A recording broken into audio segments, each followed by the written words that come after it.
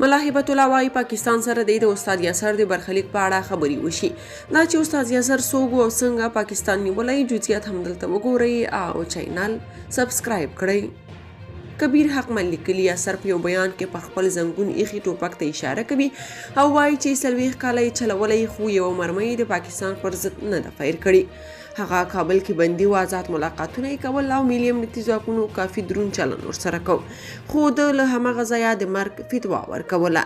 پولي چرخي کې دومره ازادي او فرصت ورته مساعد شوی چې کوم بچی هم له بنده وشو خو بیا یې هم زموږ پر مسلمان ولس او سرتیري رحم ونه کړ.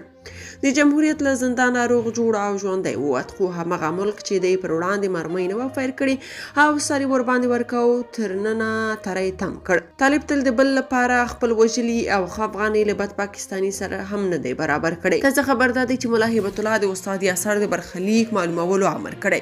د طالبانو مشر ملا هیبت الله دفتر څخه خپلو استخباراتو ته په همدې تړاو لارښوونه کې سپارښتنه شوې چې له پاکستاني استخباراتو څخه د هغه د مرګ او ژوند معلومات شي. د نوموړي زوی عمر یاسر وړاندې تر دې رسنیو ته ویلي وو پلار یې د 2008 کال ډسمبر پر 10 د پیښور حیدرآباد کې له خپل کور څخه ایستل شوی او بیا ترې د دوی هیڅ معلومات نشته. ځینو پاکستاني رسنیو د پاکستاني استخباراتو له لوري د هغه وژل کېدو په اړه بېلابېل راپورونه خپاره کړي دي.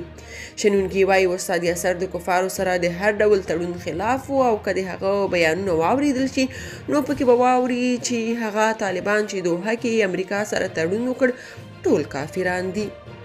تاسو په دې اړه څه نظر لرئ په کومنټ کې شریک او چینل سبسکرایب کړئ.